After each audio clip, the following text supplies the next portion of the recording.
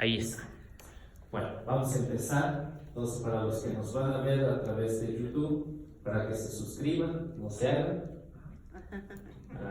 Corran la voz que necesitamos suscriptores para que se pueda transmitir en vivo a través de YouTube y que todos los que nos están escuchando pues puedan recibir este mensaje.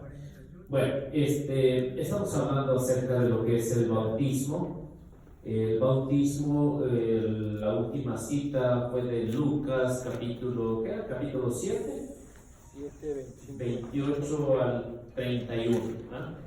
Esa fue la última cita bíblica que vimos con respecto al bautismo, ¿no?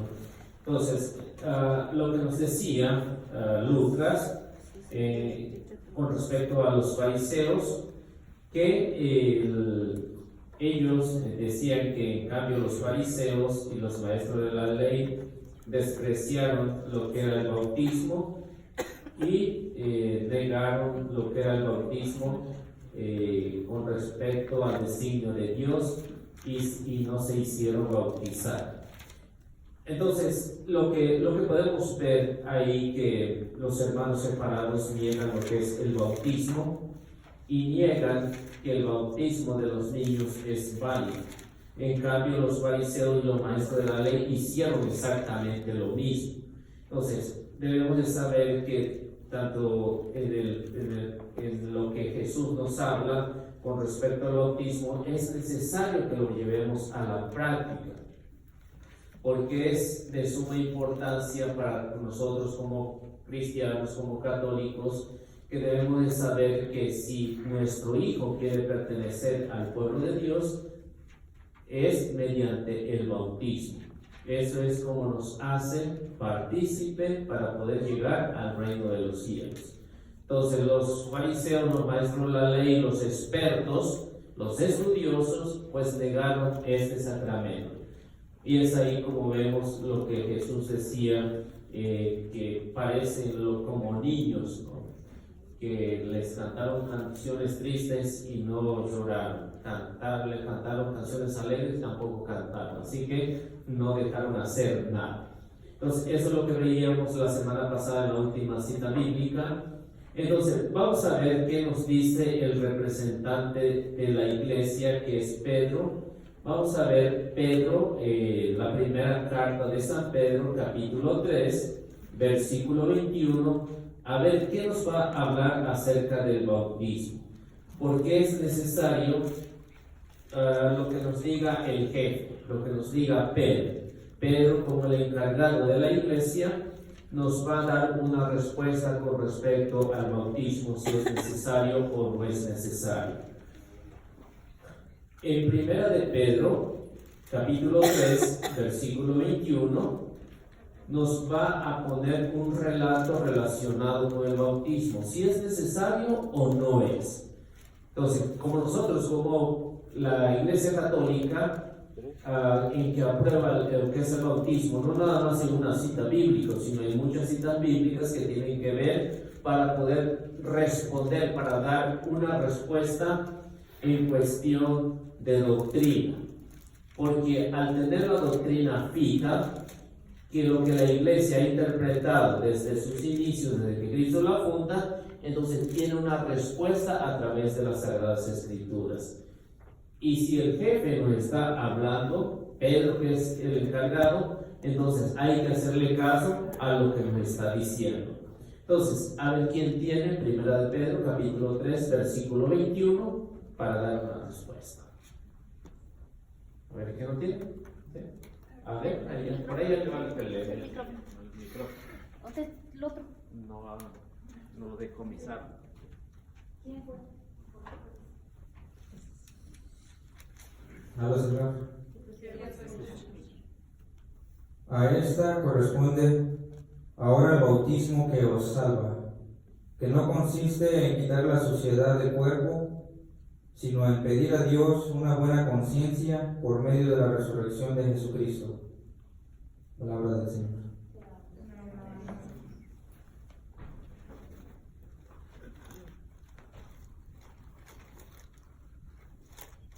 Entonces, ¿qué es lo que nos está diciendo Pedro? Nos está diciendo dos cosas. ¿Para qué sirve el bautismo? En el que nos dice, aquella agua representaba el bautismo. O sea, no está hablando, si ustedes leen los versículos anteriores, nos está hablando de un relato de Noé y su familia. Entonces, cuando vino el diluvio por espacio de 40 días y 40 noches, los que creyeron, pues se salvaron. Y los que no creyeron, pues no llegaron a la salvación, de lo que nos está diciendo. Pero nos está dando un dato. Dice que aquellas aguas representaban ¿qué? El bautismo. ¿El bautismo para qué sirve?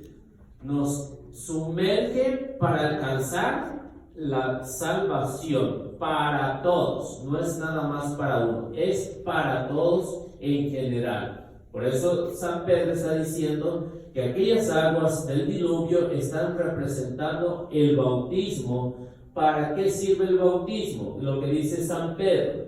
Dice, ahora nos salva. No se trata de limpieza corporal. No sé si ustedes recuerden el texto bíblico de Romanos 5:19. ¿Sí lo recuerdan? Hace como 3 semanas lo vimos, ¿no?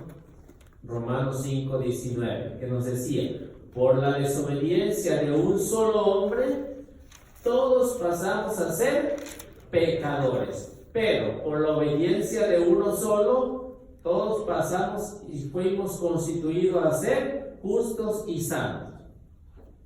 Entonces, ¿qué nos hace el bautismo según Pedro? Nos limpia, pero no exteriormente, sino interiormente. Es decir, nos quita el pecado original.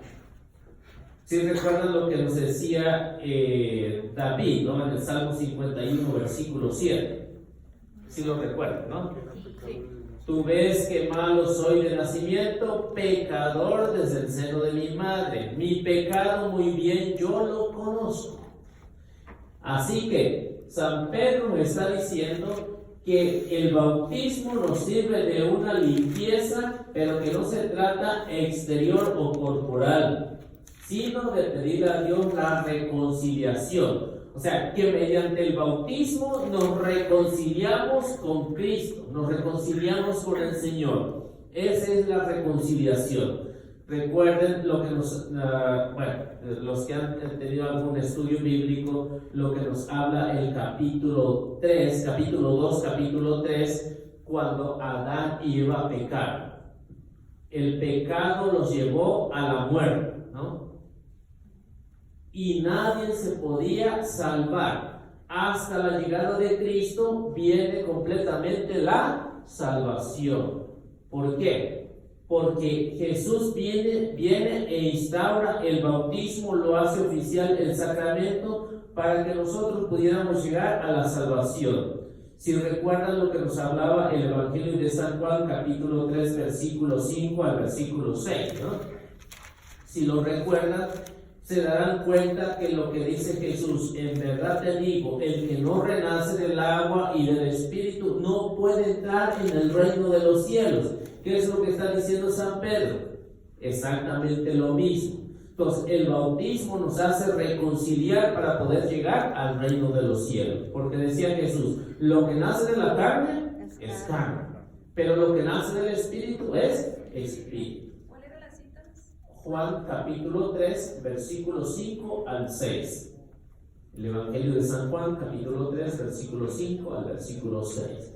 Entonces, esto es lo que nos hace gratos a Dios mediante el bautismo. Nos quita, nos limpia, nos borra, nos sumerge para poder llegar a la salvación. O sea, que esa es la gracia santificante que nos da, no únicamente a los adultos, a los niños. Y ya lo decíamos ahí el texto bíblico de Hechos 16, 31 al 33, como el caso del carcelero, ¿no? Él se hizo bautizar, él con toda su familia. Y también lo que nos decía en el caso de San Pablo, ¿no? San Pablo a la carta a los Corintios, capítulo 1, versículo 16. ¿no? Que dice que Dios no lo envió a bautizar, ¿no? No lo envió a bautizar, pero dice, pero sí bauticé a 2, y bauticé a Gallo junto con toda su familia. Entonces, el bautismo de la familia incluye a los hijos, incluye a todos, porque en el tiempo de los apóstoles, como les decía en las clases pasadas, en el tiempo de los apóstoles, la familia no únicamente la formaban los del mismo apellido, no, la formaban los sirvientes, los esclavos y los que vivían alrededor. Esos son los que formaban la familia. Y si una familia es grande, se supone que debe tener hijos, ¿no? Tiene niños. Por eso cuando el jefe de la casa se convertía, todos tenían que convertirse, o todos se convertían. Por eso el carcelero se bautizó junto con toda su familia. Lo mismo que nos hablaba ahí en el capítulo 16 con Lidia, ¿no? Que se hizo bautizar junto con toda su familia, sin excepción. Y viene Jesús, antes de eso vemos cómo Jesús instaura el bautismo, lo hace oficial para todos. Vayan y hagan que todos los pueblos sean mis discípulos, bautícenlos en el nombre del Padre, del Hijo y del Espíritu Santo. Y es precisamente lo que está haciendo San Pedro, haciendo este recordatorio, que aquella agua que representaba o que estaba en el diluvio representaba el bautismo. O sea, el Antiguo Testamento es prefiguración de la realidad en el Nuevo. Son prefiguraciones. Entonces, el diluvio ahí la representaba, era una prefiguración de lo que era el bautismo para que todos pudiéramos llegar a la salvación. Ahora, Hechos 18:8. Vamos a ver qué nos dice Hechos 18:8. ¿Qué es lo que pasa con el bautismo? En el caso de Hechos de los Apóstoles, Hechos 18:8, nos dirá del bautismo en una forma general, con respecto a los niños, a la familia y lo que está sucediendo en el caso de lo que Pablo está evangelizando ahí. Hechos 18:8. A ver, ¿quién lo quiere leer?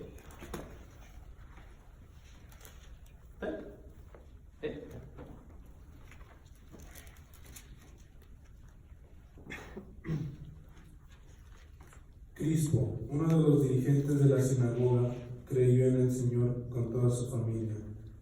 Y de los corintios que escuchaban a Pablo, muchos creían y se hacían bautizar.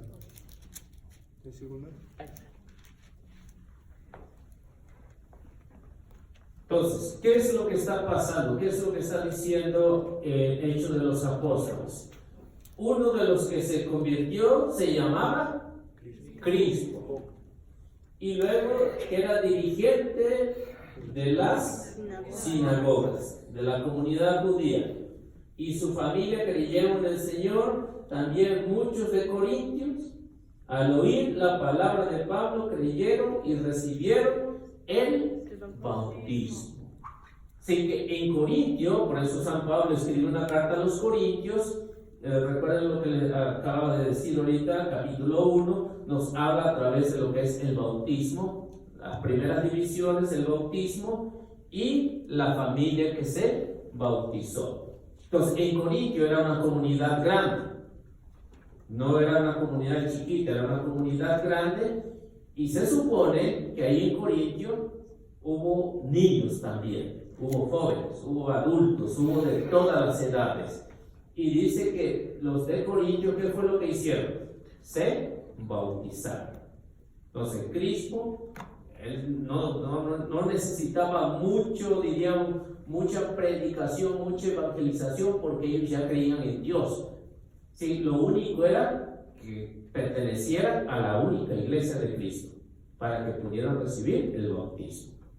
Entonces, como judío, como encargado de las sinagogas, tenía una misión importante ahí.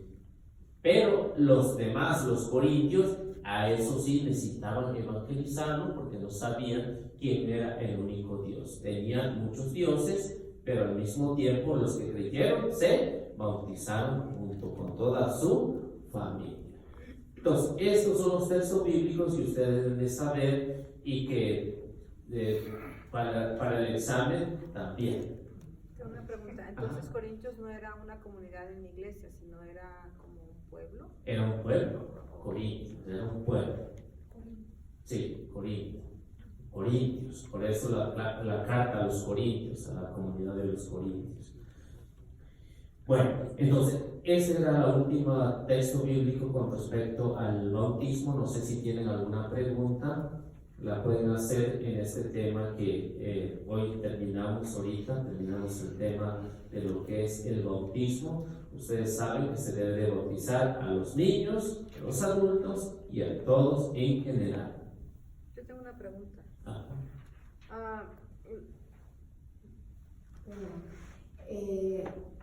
Ya no lo había explicado, pero voy otra vez la pregunta. ¿Por qué es necesario para bautizarse que se represente un padrino al bautizado? Bueno, entonces, ¿por qué necesitamos un padrino? ¿Por qué la palabra padrino significa segundo padre? ¿Cuándo se instauró? En los primeros siglos de la iglesia, en los primeros años de la iglesia, porque, si ustedes saben, el año 67 hasta el año 313 hubo una persecución tremenda en la iglesia. Muchos de los papás que creyeron fueron martirizados. Entonces nadie los podía guiar en la fe. Entonces, ¿qué es lo que se hace? Que alguien se haga responsable. Por eso sale el padrino ahí, porque es un segundo padre. En caso de que el papá falle, el padrino es el responsable de la educación religiosa, espiritual del niño. Por eso es que se pone un padrino. Y eso surgió en los primeros siglos de la iglesia a causa de las persecuciones, porque muchos niños se quedaron completamente solos. O sea, sus papás fueron martirizados. Incluso niños fueron martirizados, como San Tarcisio, San Cirilo, muy pequeños de edad, ¿no? Pero los que no fueron martirizados se quedaron solos. Entonces, por eso es que se toma la idea de que al bautizar se lleve un padrino o una madrina para que se haga responsable. Si el papá o la mamá son sinvergüenza que no quieren educar a su hijo, el padrino es el responsable, ¿no? Para educarlos en la fe. Por eso el ser padrino no es nada fácil. Es un hijo que lo va a educar. Y pobres de aquellos que tienen muchísimo, ¿no? Que le dicen a todos sí, ¿no? Entonces tienen gran responsabilidad. O sea, los hijos y los ahijados son los talentos que el Señor nos ha dado. A uno le dio 5, a otro le dio 3, al otro le dio 2 y a uno le dio 1. Tengo otra pregunta. Entonces, si a uno le piden ser padrino, ¿uno puede negarse a decir no? Porque yo tenía entendido que supuestamente no puedes negarte cuando alguien te hace la invitación de ser padrino de bautismo.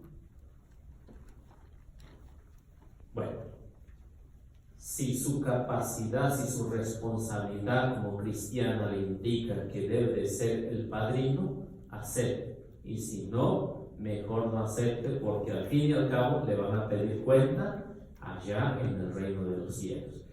¿Qué hizo con su ahijado? Le di 5 ahijados, ¿cuántos me traes aquí? No, pues 5. Ven, bendito de mi padre, ¿no? Y si le dieron 1 y ese 1 no lo pudo, ¿qué le va a decir? Siervo malo y perezoso, ¿no? Entonces, esa es la responsabilidad. Entonces, más vale tener 1, pero ponerle atención, que tener 20 y dejarlos a su suerte, ¿no? Entonces, son los talentos que el Señor le da a cada uno, de acuerdo a su capacidad. Si dice, yo puedo con 1, o puedo con 2, o puedo con 20, pues adelante. Pero eso sí, acuérdense que es una gran responsabilidad. Más vale decir no a tiempo que sí a destiempo. Sí. Y si los papás se hicieron de otra religión, también está en la responsabilidad de uno sobre ese hijado, aunque ese hijado ya no crea en el bautismo católico, o sería lo mismo. O si los papás se alejan también. Bueno, si se vuelven protestantes y ya no quieren, porque hay muchos que dicen, yo ya me fui con otros porque conocí la verdad allá, ya no quiero que seas mi compadre, ya se descompadró, ¿no? Entonces, eso es uno de los problemas. Si ya no quiere que lo lleve por el camino, ya no es responsabilidad suya, es responsabilidad del que está negando de que tiene parte para poderlo llevar a la salvación. Ahora, si los papás son flojos, pero no cambian de iglesia, entonces como padrino es mi obligación decirle al papá y al hijo, a los papás, es mi responsabilidad. Lo acepten o no lo acepten, es mi responsabilidad. Por eso, carta de Santiago, capítulo 5, versículo 19. Vamos a ver qué nos dice. Y Santiago 5, 19. Entonces, ahí nos dará una respuesta. De los que viven la fe o que la viven a medias, y si se ha descarriado y uno lo hace volver, pues ¿cuál es la ganancia? Y ahí nos dirá o nos dará al menos una respuesta para poder entender la responsabilidad que tenemos como padrino, como cristiano, como responsables del tesoro que nos ha dado el Señor. Entonces, Santiago 5, 19. A ver. ¿Sí? 5, 19.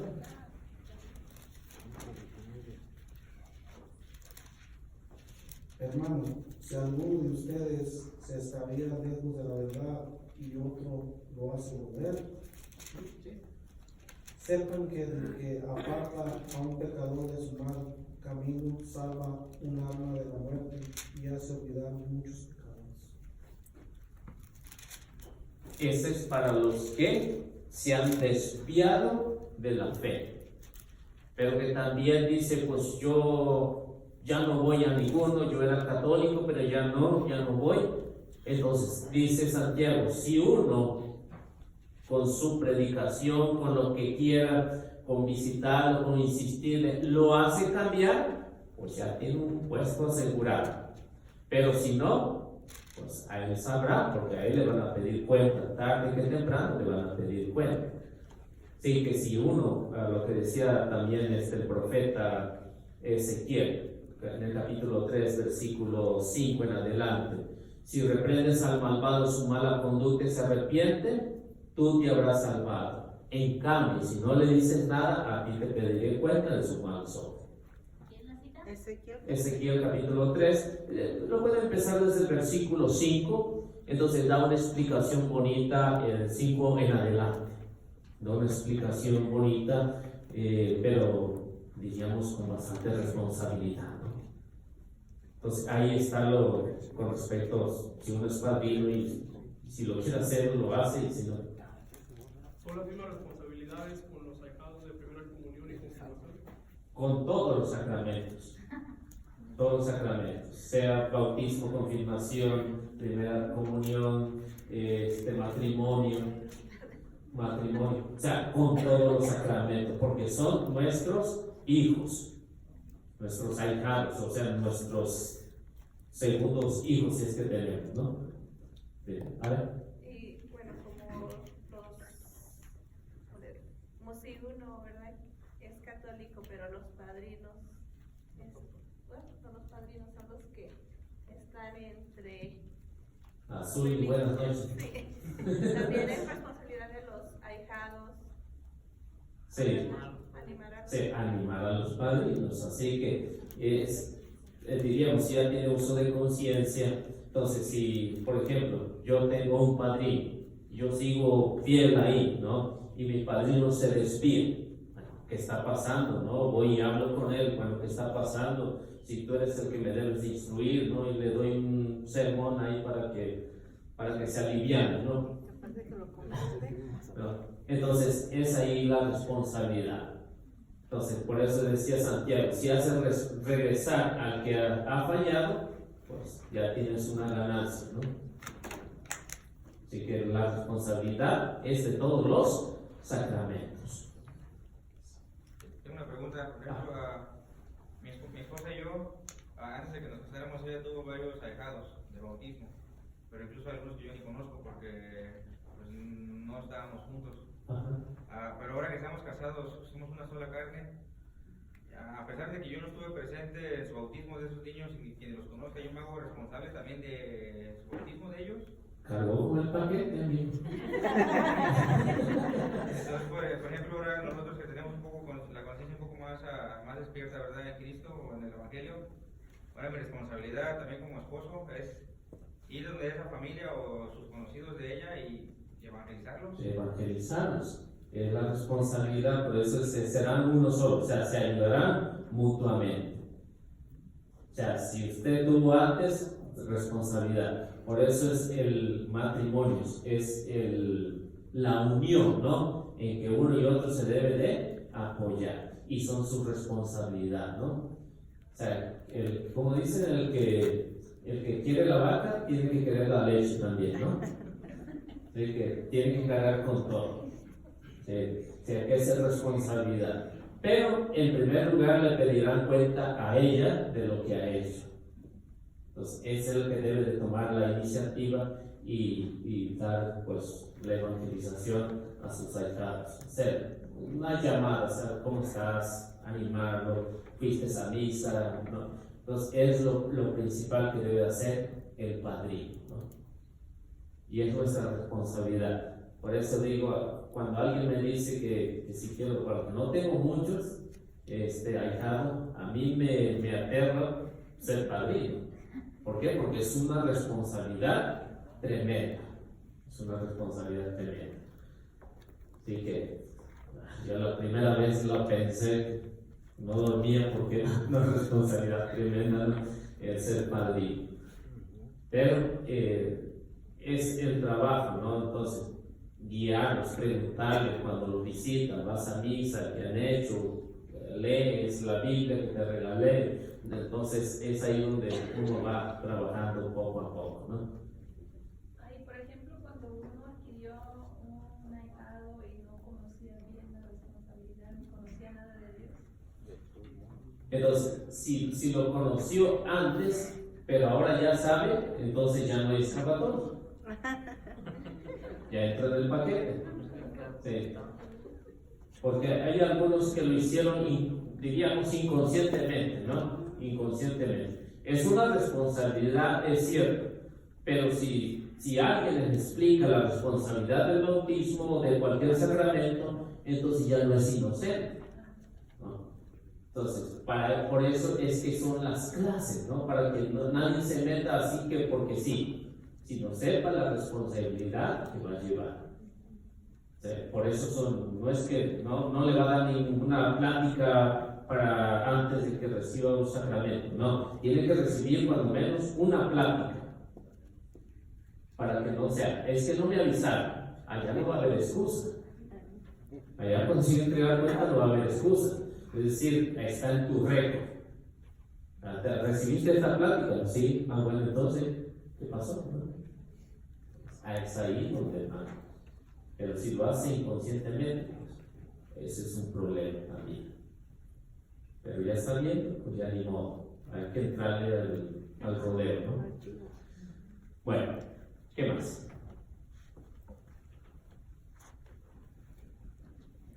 ¿Sí? ¿Estamos bien? Bueno, vamos a ver otro tema que se llama hermanos de Jesús o hijos de María. Hermanos de Jesús. A ver, la cita para el examen. Sí, de todos modos salió a dar. Bueno, apunte. Salmo 51, versículo 7. Salmo 51, versículo 7. Romanos 5, 19.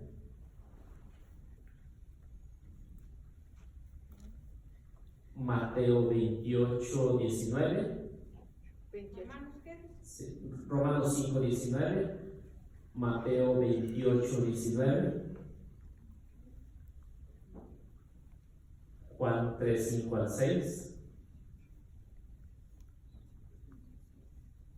Juan 3, 5 al 6.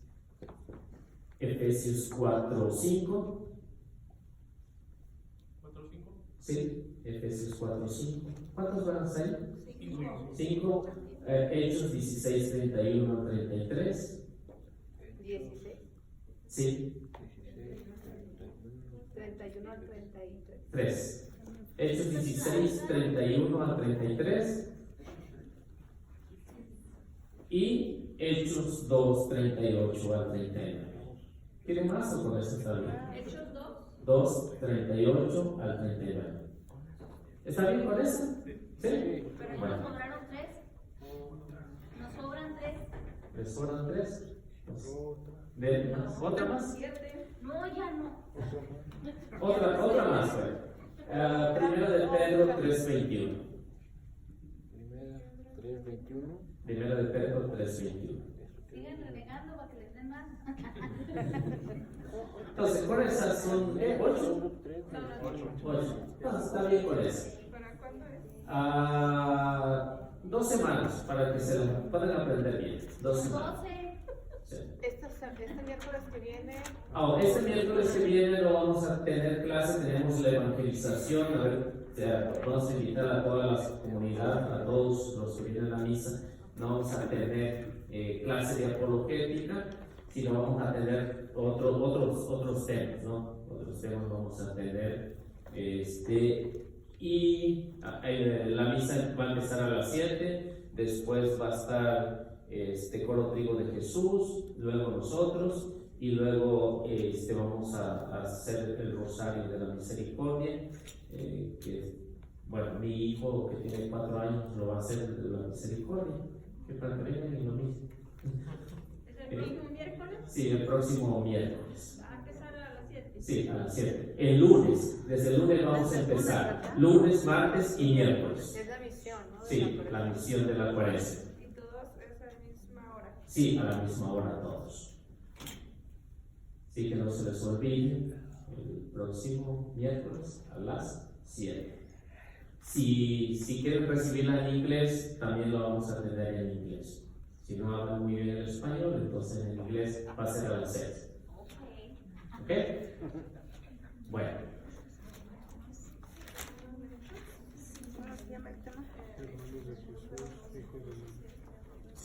Vamos a ver un tema que para los hermanos separados dicen que María tuvo más hijos. Hermanos en Jesús. Hermanos de Jesús o hijos de María. Vamos a ver este tema que a veces es escandaloso para nosotros. ¿Y por qué? Porque a veces no sabemos dar una respuesta a los hermanos separados. Y el católico, cuando le empiezan a hablar mal de María, de la Virgen María, se enoja. Yo no sé por qué se enoja, pero sí se enoja, ¿no? Porque sabemos que no es verdad. Saben que no es verdad lo que los hermanos separados dicen, pero el problema es que no se preparan para dar una respuesta, para decir que ellos están en la mentira. Es una mentira que están diciendo. Y es ahí donde el católico a veces no sabe dar una respuesta. Entonces, este tema que vamos a desarrollar, vamos a ver si María tuvo más hijos o Jesús tuvo más hermanos. Entonces, teniendo todos los textos bíblicos, nos daremos cuenta que tenemos respuesta. Nosotros sabemos que María no tuvo más hijos, pero el problema es que no sabemos dónde lo dice la Biblia. Ese es uno de los problemas que tenemos como católicos. Cuando tenemos una respuesta, entonces sí podemos hablar con tranquilidad y estar conscientes de que no nos debemos enojar con los hermanos separados. Sí, es verdad, porque el sábado, bueno, la semana pasada, llegó una señora que es testigo de Jehová y ya me empezó a decir, y luego le dije, ¿usted sabe quién formó la Biblia? Y ya le di, y ella se quedó bien, o sea, bien sorprendida lo que le dije. Y entonces dice, yo voy a investigar eso. Y luego también le hablé de quién había formado la iglesia de ellos, y también dice, o sea, se quedó bien sorprendida porque ella no sabía eso. Dice, yo voy a investigar. Ojalá y sí lo hagan, ¿no? Dijo que iba a volver conmigo. Yo no creo, pero ojalá y sí, ¿no? Ojalá y sí. Lo digo por experiencia porque testigo que me ha llegado ya no ha regresado el pobre.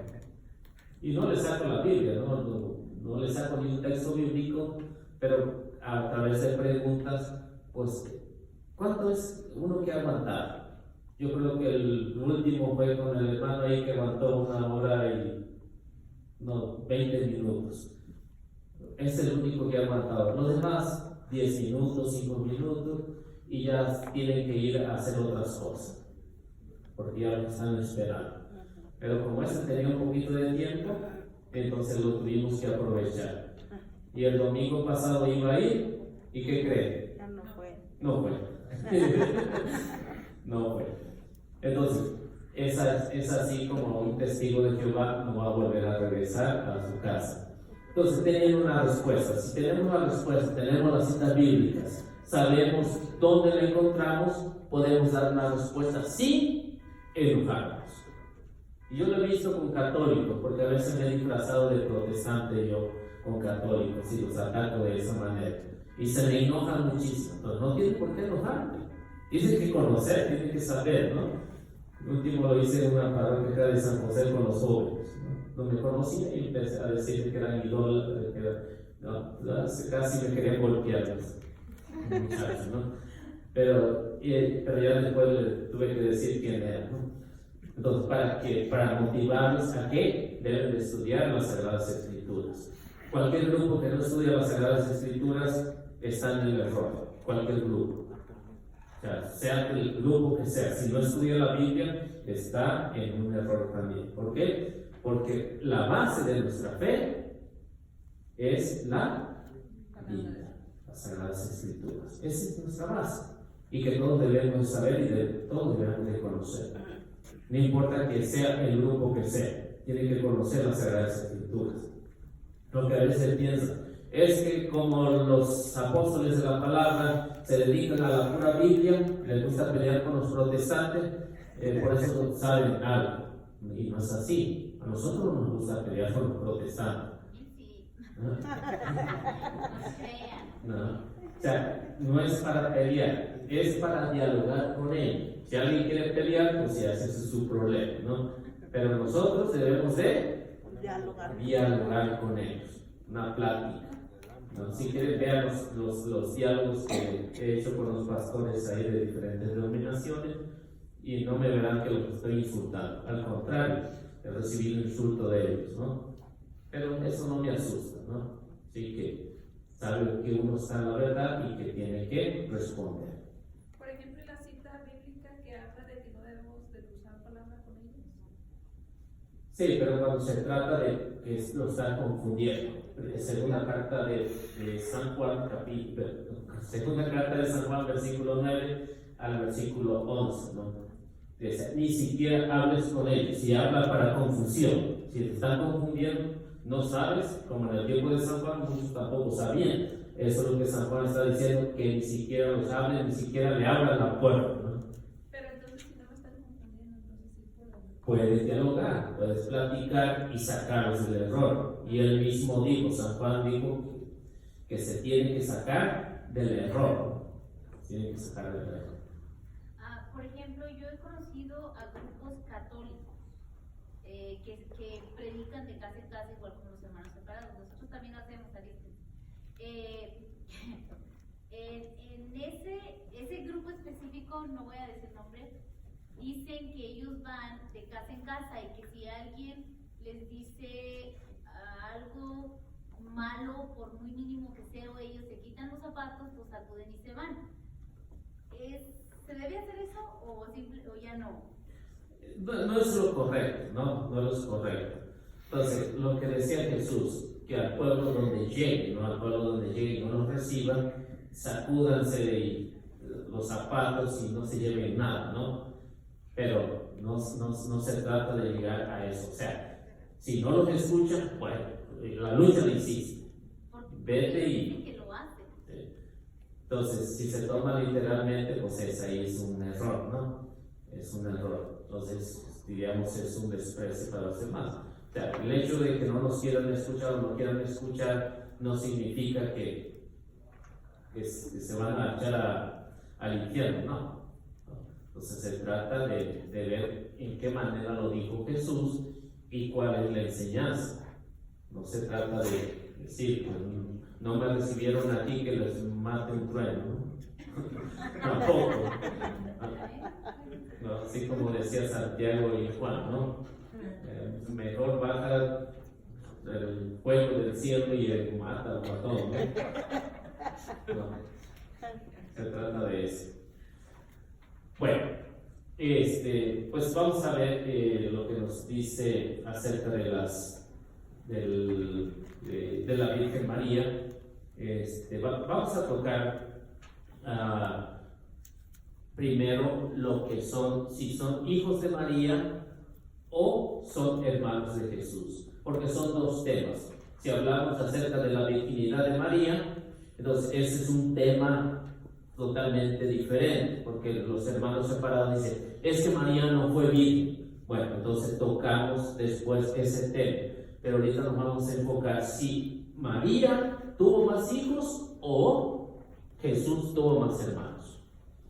Entonces, yo creo que nosotros sabemos que Jesús tuvo más hermanos, más la Virgen María no tuvo más que un solo hijo, y fue el primogénito, unigénito, y hagan lo que quieran, pero fue unigénito. O sea, decir unigénito, un solo hijo, primogénito, no tuvo más. Entonces, las Sagradas Escrituras nos van a ir mencionando si María tuvo más hijos, porque si en el tiempo de Jesús debemos saber que si existía ese lenguaje que hoy tenemos o no existía, porque hay que saber que el hebreo es reducido de palabras, es muy reducido. Entonces no hay definiciones como en el español. En el español, por ejemplo, al cochino, ¿cómo lo definimos? Marrano, cochino, cerdo, choche, ¿no? Cuchi, ¿no? Entonces, vemos que para un pobre animalito hay muchos nombres, ¿no? Para el hebreo no. Para el hebreo es únicamente una sola palabra y se puede definir para quiénes son, ¿no? Entonces, no es como en otros idiomas. O sea, por ejemplo, en el inglés, diríamos más o menos parecido, ¿no? Por ejemplo, para decir maestro o maestra en inglés, se usa la misma palabra, ¿cierto? Pero en el español no. En el español es diferente. Es maestra y es o maestro. No puede ser de los dos, ¿no? Entonces, y vemos que es diferente. En el hebreo es exactamente lo mismo, no hay una definición así que diga, es que como habla hermanos, son hijos de la misma mamá. Espérate, compadre, que eso no funciona así. Necesitamos saber si sí o no. Por eso es que los hermanos separados usan un texto bíblico de Mateo capítulo 13, del versículo, diríamos, 53 hasta el versículo 56. Mateo capítulo 13, versículos 53 al 56. Ese es el texto preferido de los hermanos separados para decir, es que María tuvo más hijos y menciona hasta los nombres. Vamos a ver y lo vamos a ir viendo o escudriñando despacio, lento, para que lo vayamos entendiendo ¿A qué se refiere cuando menciona los nombres? ¿Son familias o qué son? ¿O son hijos de la misma mujer o de la misma madre o qué es lo que está pasando? ¿Me repite, por favor, el versículo? Mateo capítulo 13, versículo 53 al 56. Al 56. Y con esto los hermanos separados apantallan a muchos hermanos católicos que no saben nada de Biblia. Pero si las Sagradas Escrituras dicen que son hijos de María, creemos. Pero si no dicen que no son hijos de María, pues tampoco hay que creer. Por eso es que muchos se fueron de la iglesia porque le sacaron ese texto bíblico. Porque nuestra mentalidad siempre ha sido que María es únicamente la mamá de Jesús. Y eso nos lo han enseñado nuestros padres, los sacerdotes, cualquier persona que está más o menos instruida nos ha enseñado que María únicamente tuvo a Jesús. Por eso hay que saber que las Sagradas Escrituras, que cuando habla acerca de la madre de Jesús, siempre va a decir la madre del Señor o la madre de Jesús. Siempre lo va a recalcar, porque hay otras Marías. En la Biblia hay otras Marías. Entonces, para distinguirlo, ¿cómo les llamaban a las mujeres? Porque no había apellido en ese tiempo. Entonces, si era mujer de Cleofas, ¿no? María, esposa de Cleofas. María, esposa de Juan de los Palotes, ¿no? Entonces, la iban a identificar con el esposo, ¿no? Para saber a quién estaban hablando. Entonces, cuando habla acerca de la Virgen María, siempre va a decir María, la madre de Jesús, o María, la madre del Señor. Con eso lo van a identificar. Ahora, si habla de otras Marías, no tiene nada que ver con la Virgen María. ¿Correcto? Ahora, ¿quién lo tiene? Mateo capítulo 3. A ver, por fin, ¿dónde lo voy? Bueno. Cuando Jesús terminó de decir estas parábolas, se fue de ahí. Un día se fue a su pueblo y enseñó a la gente en su sinagoga. Todos quedaban maravillados y se preguntaban, ¿de dónde le viene esa sabiduría y de dónde esos milagros? ¿No es este el hijo del carpintero? Pero si su madre es María y sus hermanos son Santiago y José y Simón y Judas. Sus hermanas también están todas entre nosotros. ¿No es cierto? ¿De dónde entonces le vienen todos estos? Ellos se escandalizaban y no le reconocían. Entonces, como vemos, el Evangelio de San Mateo nos está diciendo algo interesante con respecto a la vida del Señor. Se fue a enseñar y muchos se admiraban de su enseñanza. ¿Cómo lo reconocían? ¿No es este el hijo del carpintero, hijo de María? Y fíjense, para el español, cuando va a hablar de dos cosas, lo puede diferenciar a través de una coma o a través de una i, para decir que no están hablando de la misma cosa, a través de una coma o a través de una i.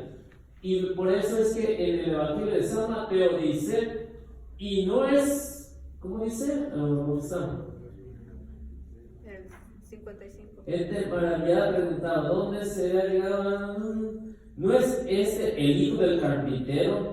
¿No se llama María su madre? ¿No son sus hermanos? O sea, está haciendo una separación. ¿No son sus hermanos Santiago, José, Simón y Judas? Y sus hermanas. Sí, que los protestantes, los hermanos separados, cuando dicen, mira, no nada más tuvo hijos, también tuvo hijas. Y eso es falso, eso es levantarle una calumnia a la Virgen María. Eso es una calumnia. ¿Por qué? porque está diciendo, está haciendo una separación. ¿Cómo dijera el autor sagrado si hubieran sido hijos de María? ¿No es este el carpintero, uno de los hijos de María? Uno de los hijos de María, dijera el autor sagrado. Si hubiera tenido más hijos, porque así se supone que si tuvo más hijos, lo iban a diferenciar de los demás. Iba a decir uno de los hijos de María, que son José, Santiago, Simón y ¿quién es? Judas. Ahí lo diferenciaría de los demás. Y así sabríamos, no tendríamos por qué alegarle a los hermanos separados que María tuvo más hijos. Si dijera uno de los hijos de María. Y aparte está diciendo en medio de cada uno. De cada uno de ellos está haciendo una separación. Ahora, hay un texto que a veces no les cae muy bien a los hermanos separados y no lo usan mucho. De repente se les pasa y lo usan. Ahí mismo, capítulo anterior, Mateo capítulo 12, versículo 46 al 48, 49. Entonces se darán cuenta que quiénes son los verdaderos hermanos del Señor, quiénes son los hermanos del Señor y la madre del Señor.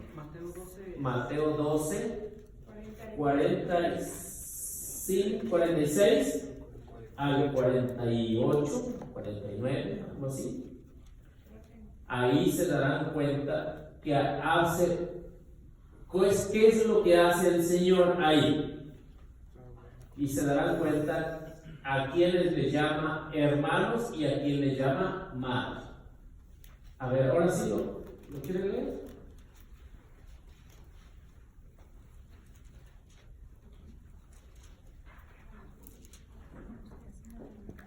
Habla, Señor. Mientras Jesús estaba todavía hablando a la muchedumbre, su madre y sus hermanos estaban de pie afuera, pues querían hablar con él. Alguien le dijo: tu madre y tus hermanos están ahí afuera y quieren hablar contigo.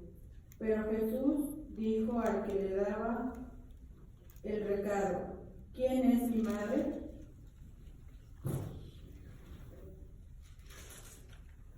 ¿Quién es mi madre y quiénes son mis hermanos?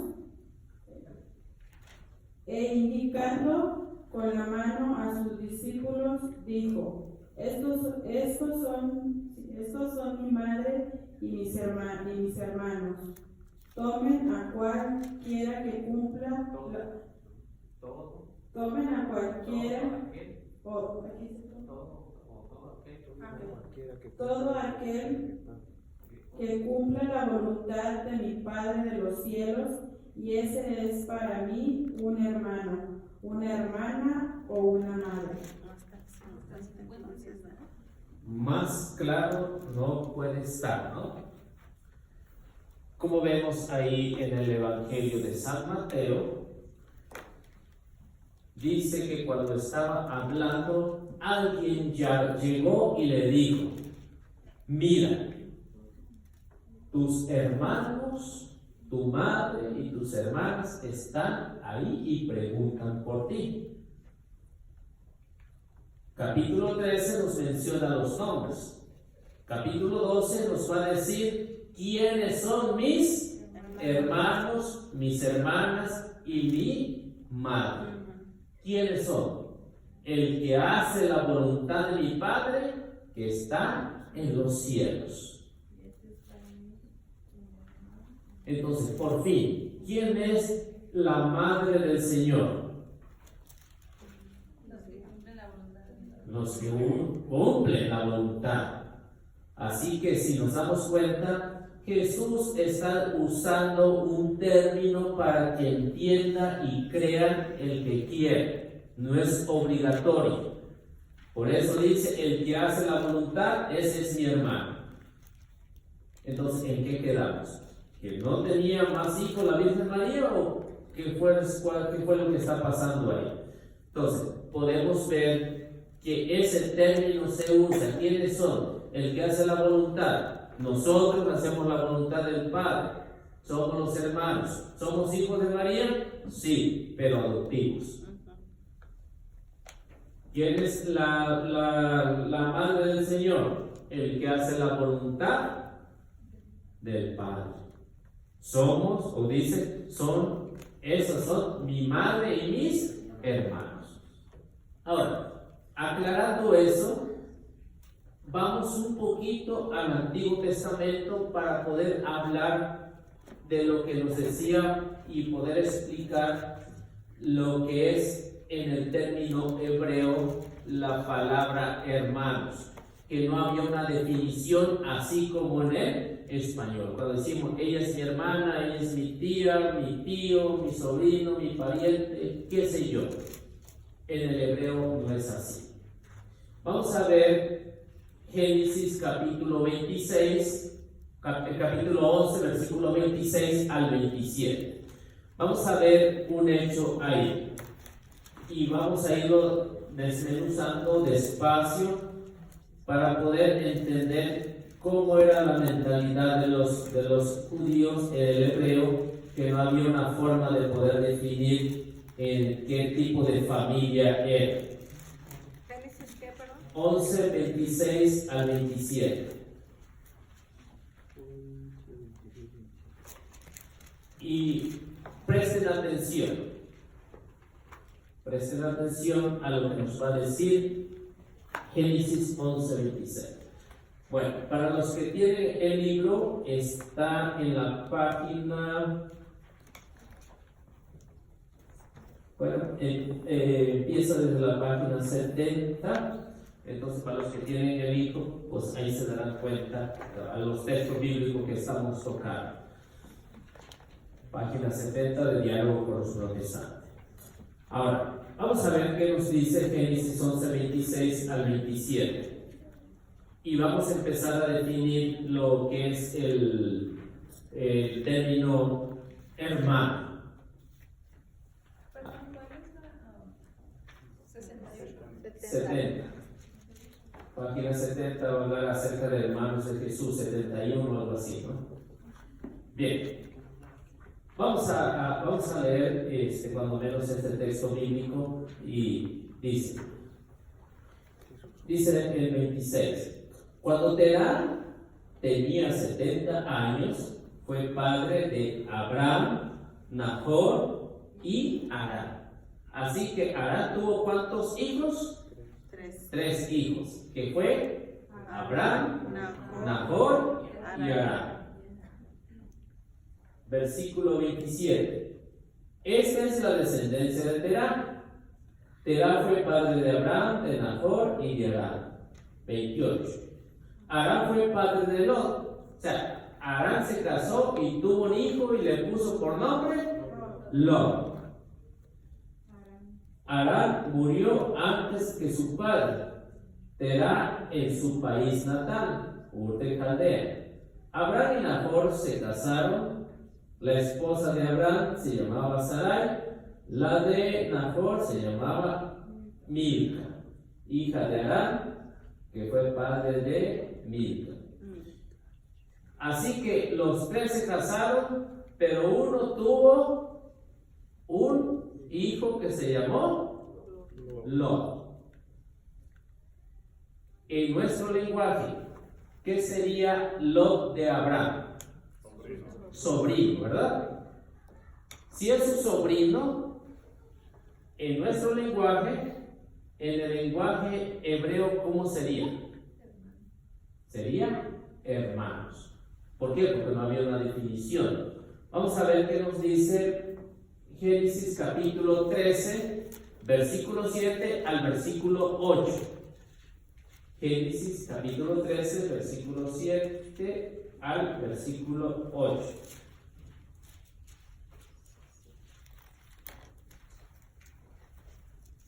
A ver, alguien de aquí cerquita para no ir para muy atrás, porque ya casi.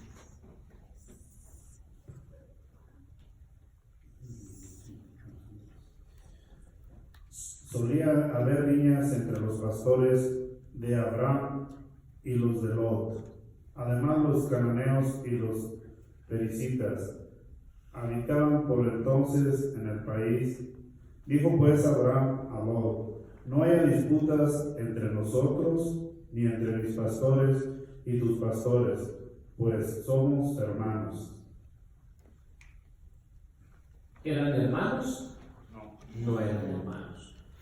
Entonces dice que hubo una pelea entre los pastores de Abraham y los pastores de Lot. Y Abraham toma la iniciativa, dice: es mejor que no haya pelea entre tus pastores y mis pastores, puesto que somos hermanos. ¿Y eran hermanos?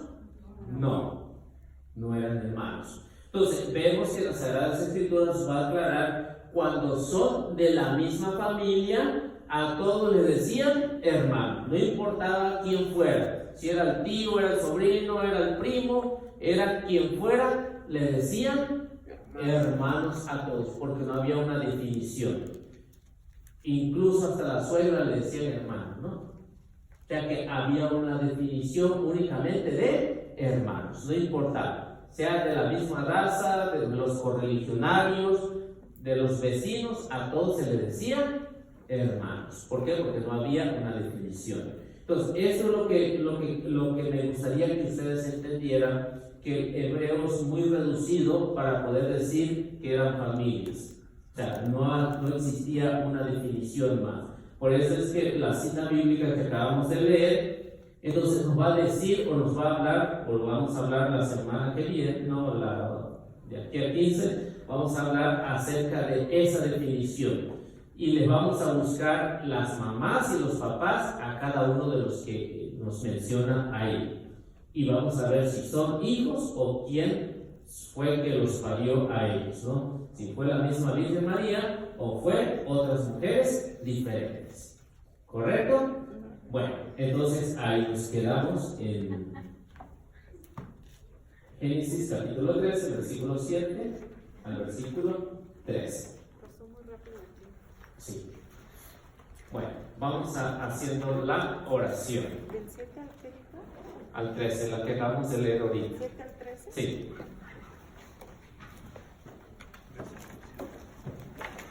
Entonces ahí le dará una explicación mejor, ¿no? más amplia, que eran familias para nosotros, pero para ellos eran hermanos.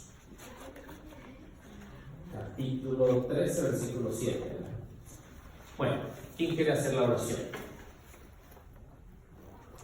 Entonces, no se les olvide de inscribirse, de suscribirse a YouTube, en el Eliseo Méndez, a ver si alcanzamos los 1000, Eliseo Méndez, y pasen la voz, suscríbanse y denle like o no me like. ¿En el YouTube? Sí, en el YouTube. ¿Cómo se llama la página otra vez? Eliseo.